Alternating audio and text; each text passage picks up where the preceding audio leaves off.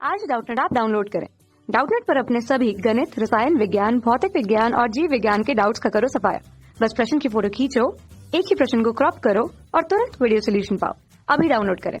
नमस्ते बच्चों, आज का हमारा प्रश्न है नेफ्रॉन तथा वासा रेक्टा द्वारा निर्मित प्रतिधारा प्रवाह क्रिया विधि का चित्र बनाकर वर्णन कीजिए। इस प्रश्न का उत्तर जानने से पहले हम ये जानेंगे कि नेफ्रॉन किसे कहते हैं, जिसका यहाँ पे जिक्र किया गया है। तो बच्चों, नेफ्रॉन वृक्क में पाई जाने वाली 10 लाख कोशिकाओं की एक जटिल संरचना होती है। कैसी संरचना होती है? जटिल संरचना होती है। अब आते हैं हमारे प्रश्न पे, जिसमें हमसे क्या पूछा गया है, नेफ्रॉन तथा वासा रेक्टा द्वारा निर्मित प्रतिधारा क्रियाविधि के बारे में। तो बच्चों, इस क्रियाविधि में दो चीजें बहुत महत्वपूर्ण होती है। एक होता है हेनले लूप और दूसरा होता है वासा रेक्टा, जैसा कि आप चित्र में देख पा रहे हैं। हेनले लूप में जो निस्यंद होता है, निस्यंद या छनन भी कहते हैं उसको, वो उसकी दोनों भुजाओं में, कितनी भुजाओं में? दोनों भुजाओं में विपरीत दिशा में प्रवाहित होता है। और वहीं दूसरी जगह वासा रेक्टा में दोनों भुजाओं में रक्त का भाव होता है, रक्त का जो बहाव होता है वो होता है, और वो कैसा होता है? प्रतिधारा प्रतिरूप होता है। प्रतिधारा प्रतिरूप।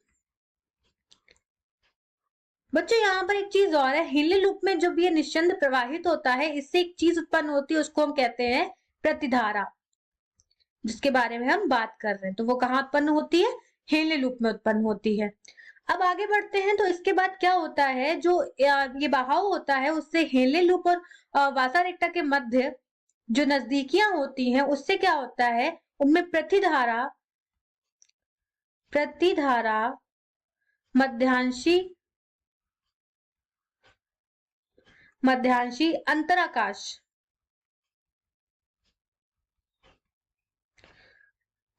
के पराश्रण दाब को नियमित किया जाता है। क्या किया जाता है?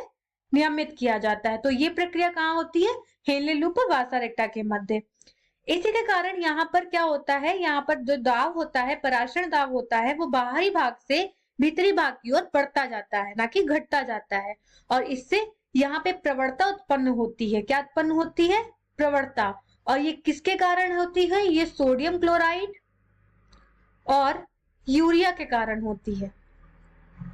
सोडियम क्लोराइड और यूरिया के कारण होती है।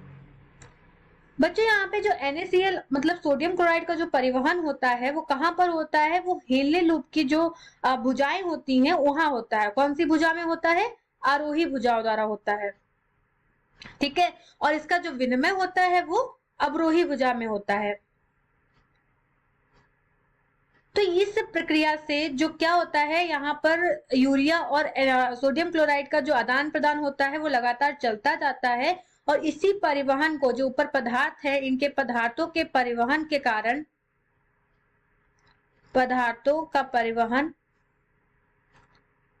इसको ही क्या कहते हैं? इसको जो ये परिवहन होता है, वो वासा रेक्टा और हेनले लूप, जो हमने पहले इसके बारे में जो पढ़ा है, वासा रेक्टा और हेनले लूप, इन दोनों के कारण ये जो पदार्थों का परिवहन होता है, वो सुगम बना दिया जाता है, मतलब आसानी से हो जाता है। ठीक है। और इसी को हम क्या कहते हैं? इसी को हम प्रतिधारा क्रियाविधि कहते हैं। क्या कहते हैं? प्रतिधारा क्रियाविधि। प्रतिधारा क्रियाविधि। ये क्यों होती है? इसका मुख्य उद्देश्य क्या होता है? इसका एक उद्देश्य होता है जो हमारे मध्यांश के अंतराकाशी है, उसकी प्रवणता को बनाए रखना। और जो दूसरा मुख्य उद्देश्य होता है, वो होता है जल के ह्रास को रोकना। जो जल का ह्रास होता है, उसको रोकना। तो इसी को हम प्रतिधारा प्रवाह क्रियाविधि कहते हैं। कक्षा 6 से 12वीं से लेकर नीट, IIT, JEE वो एडवांस के लेवल तक 1 करोड़ से ज्यादा छात्रों का भरोसा। आज ही डाउनलोड करें डाउटनेट ऐप या व्हाट्सएप करें अपने सारे डाउट्स 8400 400 400 पर।